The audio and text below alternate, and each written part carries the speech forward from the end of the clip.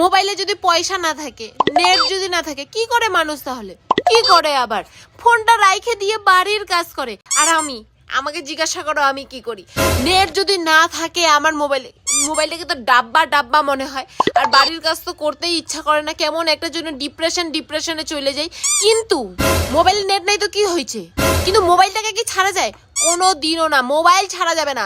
এদিকে প্রিয় মানুষ, সঙ্গী, ভালোবাসার মানুষ সব ছেড়ে দিব, কিন্তু মোবাইল ছাড়া যাবে না। মোবাইলে যতগুলো ফটো আছে, ভিডিও আছে, সব দেখবো, একটা খুঁটিনাটি সব দেখবো, যেগুলা কোনোদিনও দেখি নাই ফটোতে।